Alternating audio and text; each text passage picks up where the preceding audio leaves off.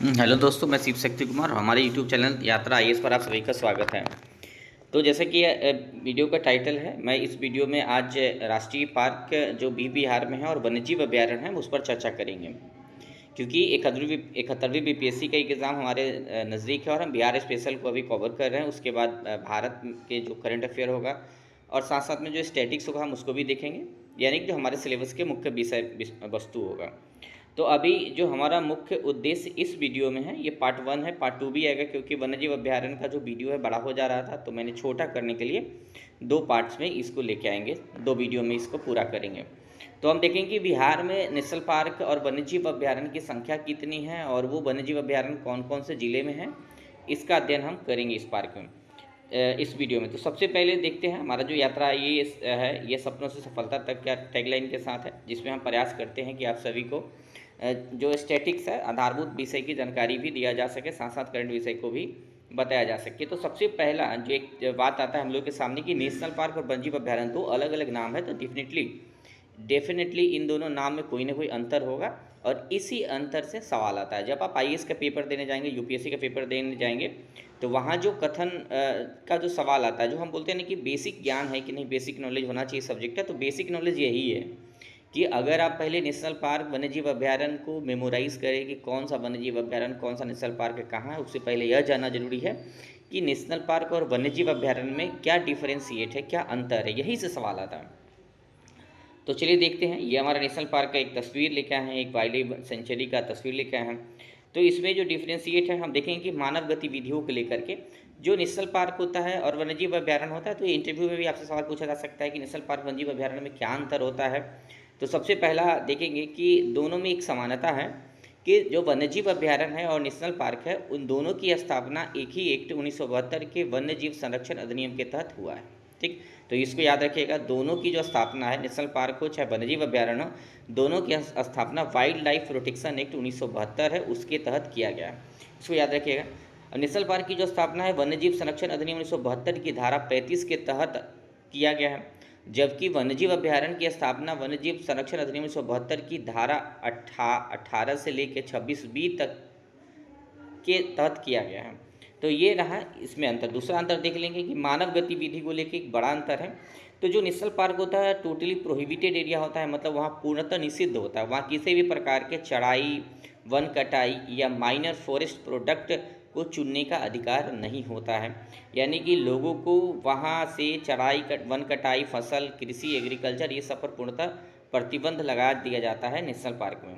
जबकि जो वन्यजीव अभ्यारण्य होते हैं, तो वन्यजीव अभ्यारण्य में सीमित मात्रा में मानवीय गतिविधि की अनुमति होती है, अर्थात वहाँ मत्स्य पालन भी हो सकता है, एग्रीकल्चर भी छोटे स्तर पर हो सकता है, साथ में माइनर फॉरेस्ट प्रोडक्ट को चुनने का अधिकार भी जो दिया जाता है जो वनवासी लोग होते हैं। तीसरा देखेंगे, इसके संरक्षण को लेकर अंतर है, सीमांकन क्षेत्र को भी लेकर अंतर है और संरक्षण के तरीका को भी लेकर अंतर है। तो सीमांकन क्षेत्र को देखेंगे तो जो नेशनल पार्क होते हैं वह स्पष्ट रूप से परिभाषित और सीमांकित होते हैं। नेशनल पार्क जो होता है एकदम उसका बाउंड्री जो होता है स्पष्ट रूप से परिभाषित होता है और सीमांकित होता है। लेकिन वन्यजीव अभ्यारण्य में हो भी सकता है और नहीं भी हो सकता है। जो वन्यजीव अभ्यारण्य है तो वहाँ एकदम सीमांकित हो, परिभाषित हो, उसका बॉर्डर लाइन ये जरूरी नहीं है। ठीक ना, तो इसको भी याद रखिए।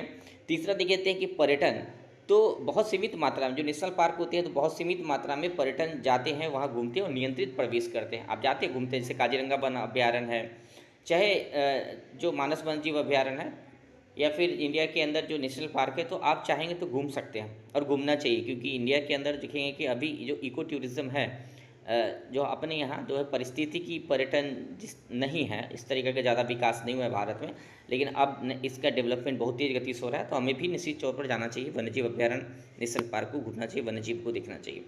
जबकि जो वन्यजीव अभ्यारण्य होता है वहाँ अधिक लचीलापन होता है, यानी पर्यटन के लिए बहुत खुला क्षेत्र होता है, वहाँ पर्यटन का आवागमन ज़्यादा होता है राष्ट्रीय पार्क से।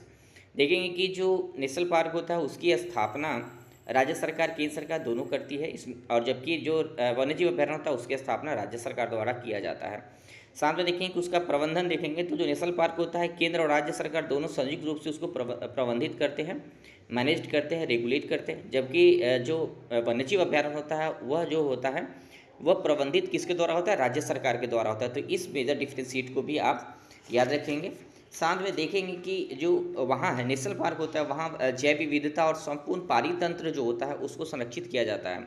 यानी कि टोटल इकोलॉजिकल जो सिस्टम है हम उसको ही संरक्षित करने का प्रयास करते हैं। जबकि जो वन्यजीव अभ्यारण्य होता है वहाँ किसी खास वन्य जीव होता है उसका संरक्षण का प्रयास करते हैं, साथ साथ उससे जुड़ा हुआ जितना भी इकोलॉजिकल संगठक होता है, कंपोजिशन होता है, उसको उसकी भी हम संरक्षण करते हैं। जैसे उससे जुड़ा हुआ जो भी पारिस्थितिकी तंत्र में जो भी चीज़ें हैं उस पशु को, उस पक्षी को या फिर उस पौधे को बचाने के लिए हम उस सभी का संरक्षण करते हैं, लेकिन उनके प्राकृतिक आवास में ही किया जाता है। अंतर एक और देखेंगे कि जो नेशनल पार्क होता है वहाँ किसी भी प्रकार के निजी स्वामित्व नहीं होता है। जैसे नेशनल पार्क होता है तो न तो वहाँ जंगल किसी निजी व्यक्ति के स्वामित्व में होगा, न वहाँ के लैंड किसी निजी व्यक्ति के स्वामित्व में होगा। जबकि वन्यजीव अभ्यारण्य में ऐसा होता है, जैसे कि आप देखते हैं कि फॉरेस्ट राइट एक्ट है, उसके तहत जो है अधिकार है 4 हेक्टेयर का अधिकार दिया जाता है, 4 हेक्टेयर का अधिकार है। तो उस वो वाइल्ड लाइफ सेंचुरी में मिल सकता है, जो फॉरेस्ट राइट एक्ट के तहत भी अधिकार मिल जाता है। तो इसको याद रखेंगे। जो आप आगे देखते हैं महत्वपूर्ण अंतर जो है, एक है कि नेशनल पार्क जो है IUCN का जो कैटेगरी है उसमें सेकंड में आता है, जबकि वाइल्ड लाइफ सेंचुरी IUCN की कैटेगरी 4 में आता है। तो इसको भी याद रखेंगे कि IUCN की एक श्रेणी है, उसके श्रेणी 2 में आता है, संरक्षण श्रेणी है। 4 प्रकार की संरक्षण श्रेणी वहाँ IUCN का है, IUCN के लिए अलग से पढ़ाएंगे। जब मैं UPSC के लिए पढ़ाना शुरू करूँगा, चूँकि मुख्यतः मैं UPSC का तैयारी किया था, लेकिन मेरा चयन BPSC में हुआ है और BPSC में 67 BPSC में पास किया था। तो मैं उसको जब पढ़ाऊँगा IUCN जैसे संस्था, क्योंकि UPSC में निरंतर जो है इस तरीके की चीज़ें पर प्रश्न आता है। तो आप देखेंगे कि जो नेशनल पार्क है इंडिया के, वो IUCN का जो संरक्षण श्रेणी है उसके द्वितीय संरक्षण श्रेणी में आता है, जबकि वन्यजीव अभ्यारण्य IUCN के संरक्षण श्रेणी 4 में आता है। तो इसको याद रखेंगे। और जो इसमें एक महत्वपूर्ण बात याद यह रखने की चीज़ है कि जो नेशनल पार्क होता है उसमें मानवीय बसावट नहीं होता है। नेशनल पार्क होता है तो ऐसा नहीं कि वहाँ कुछ लोग रह जाएंगे, उसके कोर एरिया होता है, जहाँ तक उसका बाउंड्री होता है उसके अगल बगल में रह सकते हैं, लेकिन बाउंड्री जहाँ तक नेशनल पार्क है उसके अंदर मानवीय बसावट नहीं होती है। और जबकि वन्यजीव अभ्यारण्य में इस तरीके के मानवीय बसावट हो सकता है। साथ में एक अंतर ये भी है कि जो वन्यजीव अभ्यारण्य होता है तो उस वन्यजीव अभ्यारण्य को अपग्रेड करके नेशनल पार्क बनाया जा सकता है, लेकिन किसी भी नेशनल पार्क को डिग्रेड करके वन्यजीव अभ्यारण्य नहीं बनाया जा सकता है। तो इसको याद रखेंगे हमेशा, ये इंटरव्यू में भी आएगा, मेंस में भी आएगा, PT में भी आ सकता है, और यह मूलभूत ज्ञान है। तो इसको याद रखेंगे। अब देखेंगे कि देश में पहला नेशनल पार्क कहाँ बना था, तो जिम कॉर्बेट नेशनल पार्क 1936 है, भारत का पहला नेशनल पार्क है। जिम कॉर्बेट नेशनल पार्क 1936 है, जो भारत का पहला नेशनल पार्क है। जब इसी बात को पढ़ने के दौरान मेरे अंतर मन में यह बात आया कि भारत का पहला वन्यजीव अभ्यारण्य कौन सा, ये भी पूछा जा सकता है।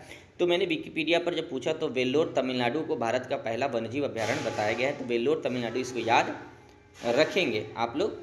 तो चलिए, अभी हमारा हो गया मूलभूत ज्ञान था कि वन्यजीव अभ्यारण्य और राष्ट्रीय पार्क में क्या अंतर है। अब आगे देखते हैं। आगे जो हमारा सबसे महत्वपूर्ण है कि बिहार के महत्वपूर्ण नेशनल पार्क और वन्यजीव अभ्यारण्य कौन कौन सा, ये BPSC के एग्जाम के लिए काफ़ी महत्वपूर्ण हो जाता है, क्योंकि हर बार BPSC में 1-2 क्वेश्चन आते ही हैं वाइल्ड लाइफ सेंचुरी से, वाइल्ड लाइफ जो भी फॉरेस्ट से भी आते हैं।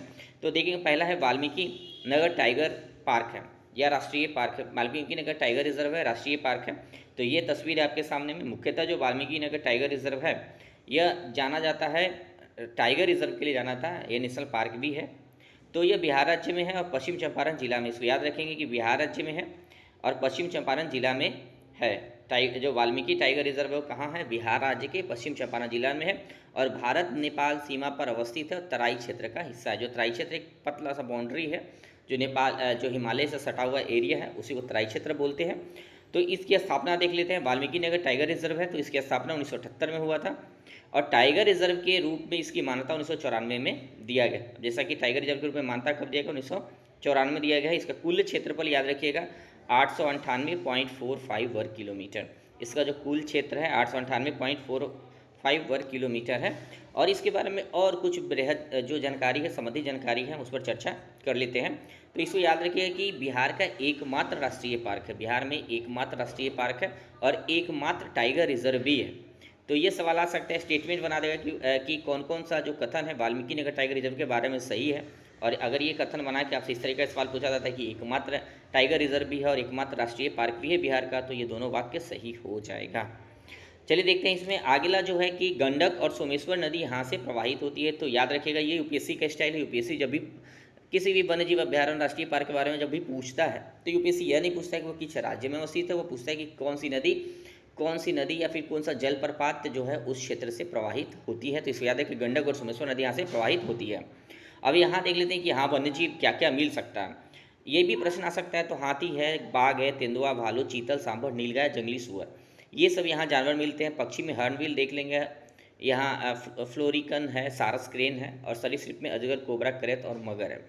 और एक महत्वपूर्ण जो सूचना है कि थारू जनजाति जो है इस वन्यजीव अभ्यारण्य में रहते हैं, मतलब वन्यजीव अभ्यारण्य के जो आसपास का एरिया है वहाँ थारू जनजाति की उपस्थिति है। तो ये भी प्रश्न पूछा जा सकता है।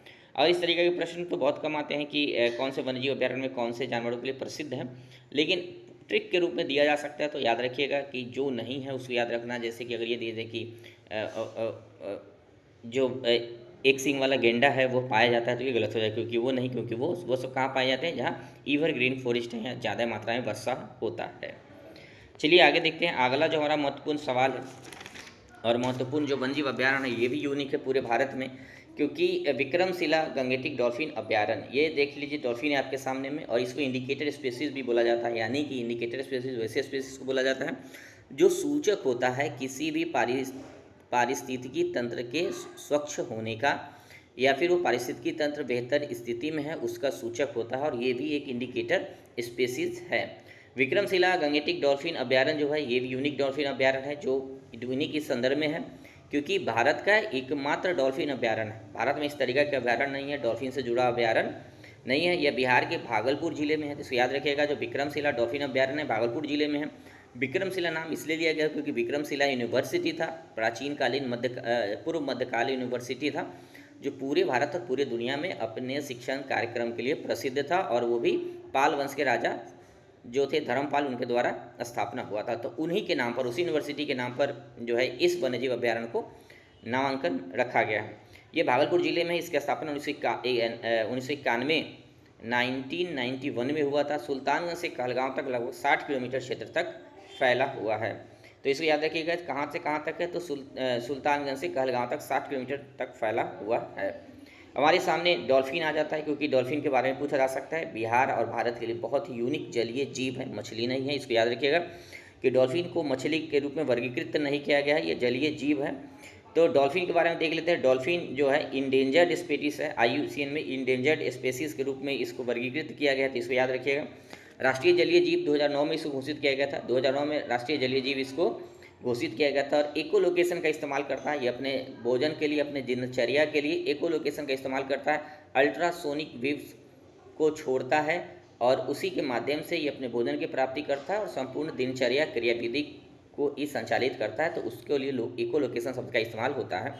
तो ये भी आपसे पूछा जा सकता है कि इकोलोकेशन क्या है, तो आप साइंस में या फिर इससे जुड़ा हुआ तो आप बता सकते हैं कि इकोलोकेशन जो है कोई भी जीव जंतु जो है अपने दिनचर्या को संचालित करने के लिए अल्ट्रासोनिक वेव का इस्तेमाल करते हैं, वेव का इस्तेमाल करके, तो उसके इकोलोकेशन कहते हैं। और इंडिकेटर स्पीसीज है। इंडिकेटर स्पीसीज मैंने बताया ही है कि स्वच्छता के लिए किसी भी इकोसिस्टम में अगर उस तरीके का स्पीसीज होता है तो यह माना जाता है कि वहाँ के जो पारिस्थितिकी तंत्र है वो बेहतर स्थिति में है और स्वस्थ पारिस्थितिकी तंत्र है।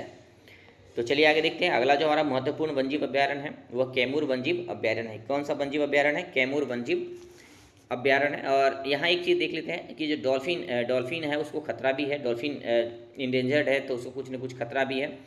UPSC में प्रश्न आया था 2014 में कि डॉल्फिन को किन किन कारणों से खतरा है, तो उसको थोड़ा देख लेते हैं। एक पहला कारण जो है नदी प्रदूषण महत्वपूर्ण कारण है। पूरी इंडिया में नदी पॉल्यूशन हो रहा है और उसलिए जो है उसके जीवन को खतरा है। दूसरा है नदी पर बांध और बैराज बनने के कारण भी डॉल्फिन को खतरा होता है। तीसरा अवैध शिकार तो होता ही है। चौथा मछली पकड़ने का जो जाल होता है उसमें डॉल्फिन फंस जाता है, उसके कारण भी डॉल्फिन की मृत्यु हो जाती है।